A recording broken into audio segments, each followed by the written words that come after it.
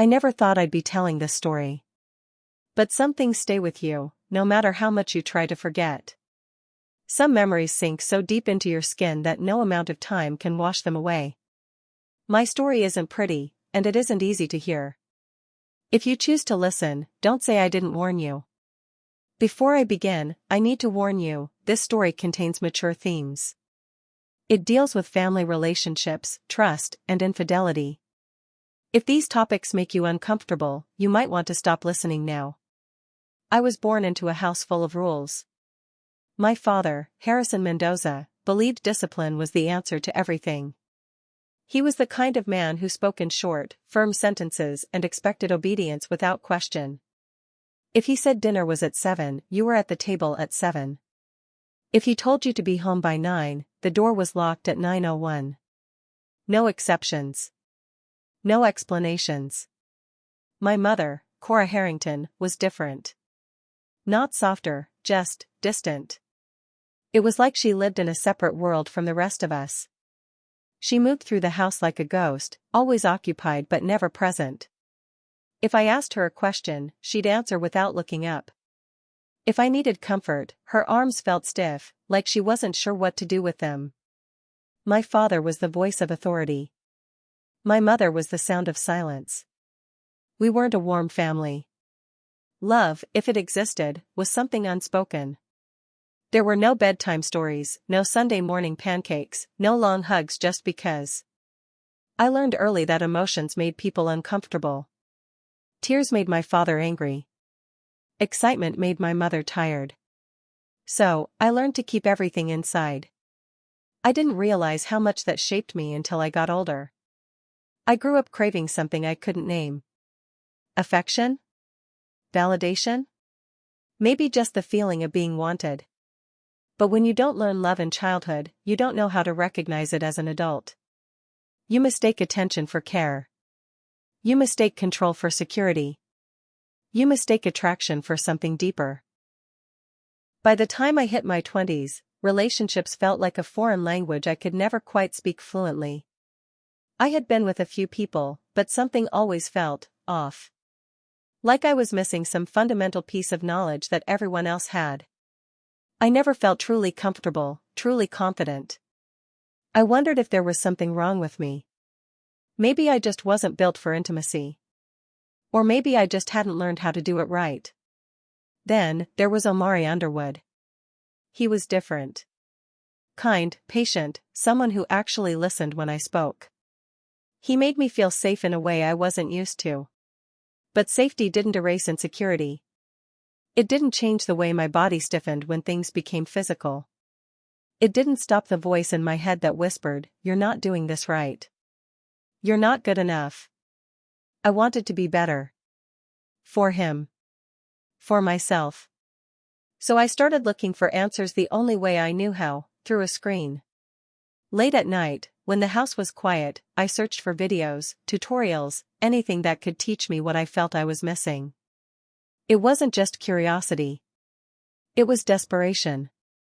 I wanted to learn. I wanted to be good at something that had always made me feel small. I wanted to stop feeling like I was failing. But I never expected to get caught. If you're still with me, don't forget to like this video, share your thoughts in the comments, and subscribe for more stories like this. Trust me, there's so much more to uncover. The house was quiet. That kind of quiet that settles deep, making you feel like you're the only person left in the world. I liked it that way. It made things easier. It gave me space to be whoever I wanted to be, without eyes watching, without questions I didn't know how to answer. I had been in my room for over an hour, my laptop balanced on my thighs, the screen casting a soft glow over my skin. The door was closed. The sound was low. I had checked at least 3 times to make sure no one was home. I was safe. Or at least, I thought I was. I wasn't watching for fun. This wasn't about curiosity. This was research, or at least, that's what I told myself. I wasn't good at this, intimacy, relationships, the things that everyone else seemed to understand without trying. I had spent too much time second-guessing myself, wondering if I was doing something wrong, if I was supposed to feel different than I did. And I was tired of feeling like I wasn't enough. So I watched. I studied. I paid attention to every detail, every movement, every whispered instruction. I wanted to be better. For Omari. For myself. For once, I wanted to feel like I knew what I was doing. Then, it happened. A knock. A creak. Footsteps. And my father's voice. Chana? It took a second for the panic to register, a slow, creeping horror that hit me like ice water down my spine. My fingers fumbled over the keyboard, scrambling to close the window, but it was too late. The damage was done. I turned, my breath stuck somewhere in my throat. And there he was. Harrison Mendoza. My father. Standing in the doorway. Watching me. Time stretched in that moment, each second feeling impossibly long. I couldn't speak. Couldn't move. I had no idea what I expected: anger, disgust, a lecture that would make me wish I had never been born. But none of that came. Instead, my father just stood there. Studying me. I didn't expect to walk in on this, he said, his voice strangely calm. I couldn't look at him. My face burned, my stomach twisted itself into knots. I felt exposed, humiliated, like a child who had been caught doing something unforgivable. He took a step inside. I pressed my back against the headboard, suddenly feeling like there wasn't enough space between us. You're not in trouble, he continued. But I have to admit, I'm surprised. I wanted to disappear. To sink into the mattress, to erase this moment from existence. But I couldn't. The air between us felt thick, heavy with something I didn't want to name. I thought you weren't home, I managed to say, my voice barely more than a whisper. He exhaled through his nose. I wasn't. Just got back. He looked at the laptop. Then back at me. So. Want to tell me what that was about? I shook my head quickly. It's nothing. Just stupid stuff. Didn't look like nothing. I squeezed my eyes shut, gripping the blanket beneath me like it could somehow ground me. My heart was pounding so hard it hurt. Chana. I forced myself to look up. He wasn't angry. He wasn't even annoyed. If anything, he looked curious. And somehow, that was worse. If you wanted to know about this kind of stuff, he said, why didn't you just ask? I blinked. Asked? Like it was that simple? I let out a dry, humorless laugh. Who was I supposed to ask? Someone you trust. I swallowed hard. Trust? The word felt foreign in my mouth. Like something I had never really learned the meaning of. I hesitated, the words catching in my throat before I could force them out. I've always been bad at this. At relationships. At knowing what I'm doing. And I don't want to be. I just wanted to understand. He nodded slowly, as if considering my words. Then, he leaned forward slightly, his elbows resting on his knees. And? Did you learn anything? I exhaled shakily. Not enough. There was a pause. A silence so heavy I could feel the weight of it pressing against my chest. Then, his voice, softer this time. Maybe I can help. The air in the room changed. Or maybe it was just me. Maybe it was the way he was looking at me, his expression unreadable, his posture relaxed, like this wasn't strange at all. But it was strange. It was wrong. And yet, I didn't move. My father sat back slightly, one arm draped over the headboard, his fingers tapping idly against the wood. His voice stayed even, calm, like we were discussing something as simple as a school project. I think, he said slowly, that men like certain things. Things that can't always be learned from a screen. I felt my stomach tighten. My hands curled into fists in my lap. He was testing me. Seeing how I would react. I should have laughed it off. Changed the subject. Gotten up, left the room, anything to break whatever was happening between us. But I didn't. I couldn't. I don't know what kept me sitting there, staring at him like I was waiting for him to take it back. Maybe it was shock. Maybe it was something else. I heard myself speak before I had the chance to stop it. You think you could teach me? His gaze didn't waver. His fingers still tapped lazily against the headboard. I think, he said, that experience is the best teacher. My stomach was in knots. My hands felt clammy. The room felt too small, too hot, the walls pressing in on me. He leaned forward slightly, his voice lower now. I could show you. My breath hitched. I should have said no. I should have ended the conversation. I should have left. But I didn't. And that was the moment everything changed. The air between us felt different now. Charged. Unspoken words tangled in the silence, growing heavier by the second. My father's face was unreadable, his posture relaxed in a way that only made the tension worse. I wanted to move. To shift, to break eye contact, to do anything that might snap me out of whatever spell had settled over the room. But I didn't. I stayed exactly where I was, heart pounding, mind racing, something deep in my gut telling me that I should be asking questions I wasn't sure I wanted the answers to. Experience is the best teacher, he had said. And now those words echoed in my head, over and over, twisting themselves into something I couldn't quite grasp. I swallowed hard, my voice barely more than a whisper. What do you mean? His fingers tapped lightly against the headboard, his expression still calm. I mean, sometimes it's better to learn from someone who knows. A lump formed in my throat. I couldn't tell if it was from unease or something else. I let out a shaky breath. This feels weird.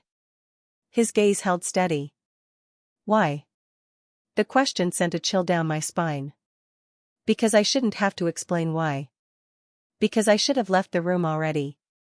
Because the fact that I was still here meant something I wasn't ready to face. I forced a laugh, though it came out hollow. I don't know. It just does. He tilted his head slightly. You don't have to be nervous. I'm not, I said too quickly. But it wasn't true. I was nervous. About the conversation, about myself, about the way the walls seemed to be closing in. I shook my head. I don't think this is a good idea. Something flickered across his face, too quick for me to name. But then he leaned back, his hands resting loosely in his lap. All right, he said simply. He didn't push. Didn't argue. And somehow, that made it worse. I didn't know then what I know now. That my father had his own wounds. His own ghosts. That before I was even born, something inside of him had already started to crack. I imagine him younger, standing in the doorway of another bedroom, looking at my mother the way he had just looked at me, searching for something unspoken. Cora Harrington was beautiful. Not in the way that turned heads in crowded rooms, but in the way that made you stare when she wasn't looking. She carried herself like a woman who had already seen too much of the world and wasn't interested in being impressed anymore. My father had loved her once. I know that much. There must have been a time when they were happy. A time when their laughter filled the house, when her eyes softened when she looked at him, when his hands found her waist in the kitchen just because he couldn't help himself. But love, if you don't take care of it, spoils like milk left out in the sun. And by the time I was old enough to notice, there was nothing left between them but distance and obligation. I remember being 6 years old, watching from the hallway as they sat across from each other at the dinner table, saying nothing. The silence between them was louder than any argument they could have had. By the time I was 10, my mother had stopped waiting for him to come home at night. By the time I was 15, I realized they weren't really married anymore. Not in the way that mattered. And now, as I sat on my bed, my father looking at me like I was someone he wasn't sure how to talk to, I wondered if I reminded him of her. If that's why the air felt so heavy. If that's why his voice had that edge of something almost desperate. Maybe my father had been drowning for a long time. Maybe he was just looking for something to hold on to. I pulled my legs up, wrapping my arms around them, trying to make myself small. My head felt too full. My thoughts were running too fast. This was my father. This was the man who had raised me, who had taught me how to ride a bike, who had warned me not to trust people too easily. But then why did this feel like something else? I needed to say something. Anything. Is this wrong? I finally asked. My voice was so quiet I wasn't even sure he heard me. He was quiet for a long time. Then, finally, that depends. I frowned. On what? He exhaled slowly, like he was thinking about his next words carefully. On how you feel about it. Something about that answer made my stomach twist. It was like handing me a loaded gun and asking if I wanted to pull the trigger. I should have ended the conversation. I should have walked out of the room. But I didn't. Because part of me wanted to understand. Not just what was happening, but why. Why my father looked at me like he was seeing something I couldn't. Why my chest felt tight, like something had shifted inside of me. Why I couldn't seem to make myself leave.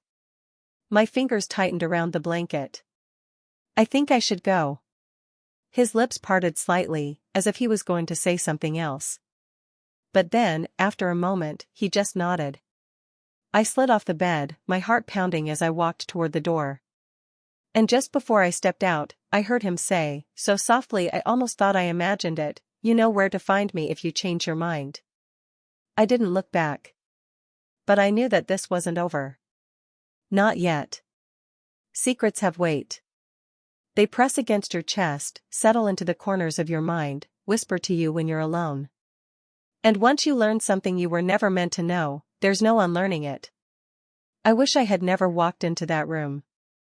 I wish I had never picked up that phone. But most of all, I wish my father had been a different kind of man. It started with a sound. A soft vibration, coming from the edge of the dresser. I hadn't been looking for anything. I was just there, standing in my parents' bedroom, lost in my thoughts, when I heard it. My father's phone, screen lighting up with a name I didn't recognize. I shouldn't have looked. But I did. And that was the moment everything fell apart. The message was short. A name, Esme Stein, and 5 words that made my stomach turn. Same place tonight? I miss you. I stared at the screen, my breath caught somewhere between my lungs and my throat. My hands felt cold. My skin prickled. I felt like I was standing at the edge of a cliff, the ground crumbling beneath me, and there was nothing I could do to stop it. I had never seen the name before. But I knew what it meant. I knew what it meant. I didn't say anything. Not that night. Not the next day. I kept the secret pressed against my ribs, pretending it wasn't eating me alive. But I started watching him differently. I saw the way he checked his phone when he thought no one was looking. The way he left the house without saying where he was going. The way his wedding ring seemed to disappear and reappear as if it didn't belong to him at all. And I started to wonder, had my mother always known? Had she spent years looking the other way? Or was she just as blind as I had been? Omari noticed something was wrong before I even said a word. "You've been quiet lately," he said one evening, watching me carefully. "Is everything okay?" I wanted to tell him. I wanted to tell someone. But the words felt stuck, tangled up in everything else I had been feeling. "Yeah, I lied. Just tired." He didn't believe me. I could see it in his face. But he didn't push. And that, somehow, made it worse.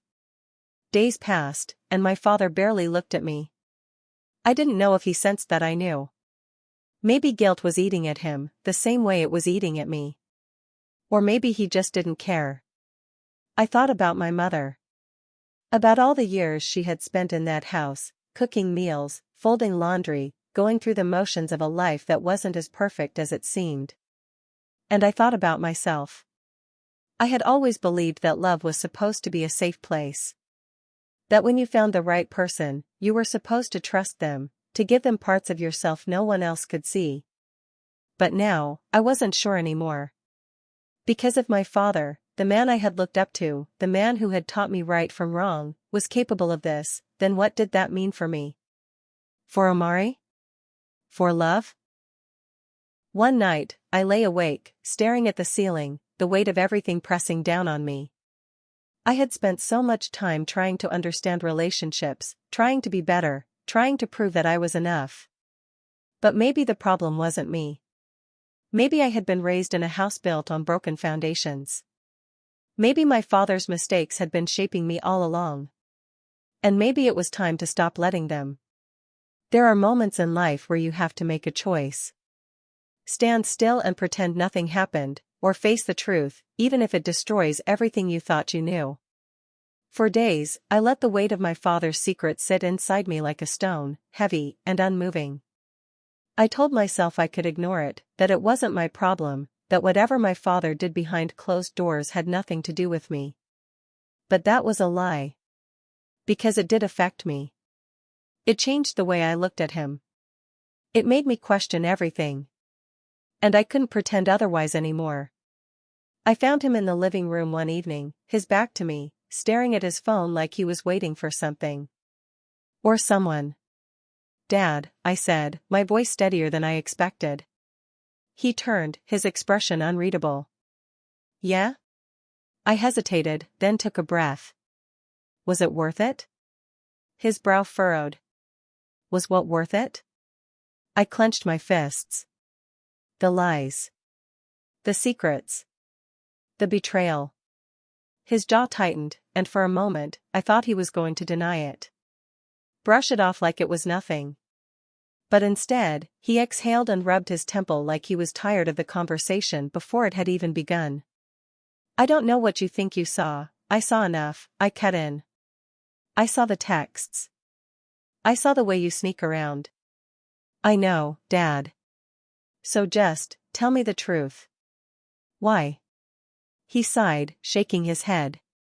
"It's not that simple, Chana." "Yes, it is," I shot back. "You made a choice. You had a family, a wife, a life that you built, and you threw it away. And for what? For something exciting? For something easy?" His expression darkened. "You don't understand." I let out a bitter laugh.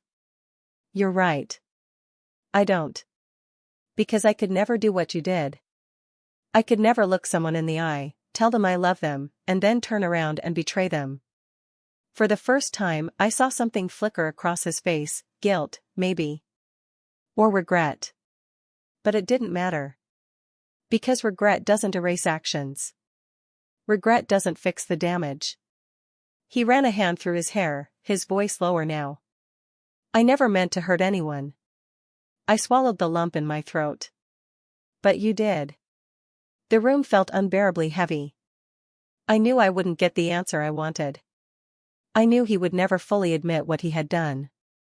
And I knew, at that moment, that I couldn't keep pretending everything was fine. "I need space," I said finally. He stiffened. "What does that mean?" "It means I can't be around you right now." His face twisted, just slightly, like the words stung more than he expected. But he didn't argue. Maybe he knew there was nothing he could say to fix it. So I turned and walked away, leaving behind the man I had once trusted more than anyone. Some wounds don't heal. Some just scar over, a reminder of what was lost. I broke up with Omari that same week. Not because I didn't care about him, but because I realized I didn't even know who I was yet. I had spent so much time trying to be what someone else wanted, trying to understand love from the outside in, that I never stopped to ask myself what I actually wanted. I needed time. Space. A chance to start over. So I packed a bag. I found a place of my own. And for the first time in my life, I wasn't trying to please anyone but myself. My parents' marriage didn't survive. Maybe it had been falling apart for years, and I had just been too blind to see it. Maybe my father's affair was just the final crack in something that had already been broken. But my mother didn't cry. She didn't scream. She just signed the papers, packed her bags, and left without looking back. And maybe that was the most powerful thing she could have done. People talk about infidelity like it's just about the act itself. The betrayal, the broken promises. But it's more than that. It changes everything. It changes how you see love, how you see trust, how you see yourself. For a long time, I thought love was about proving something. About being good enough, wanted enough.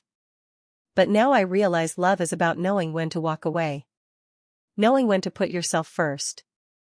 And maybe, just maybe, it's about realizing that some lessons hurt, but they teach you who you are. So now, I have a question for you. If you were in my shoes, what would you have done? Would you have confronted him? Would you have kept the secret? Or would you have walked away from everything you thought you knew? Let me know in the comments. And if this story made you feel something, don't forget to like, share, and subscribe for more. Because here's the thing about betrayal, it doesn't just break trust. It makes you question yourself. And that's the hardest part to fix.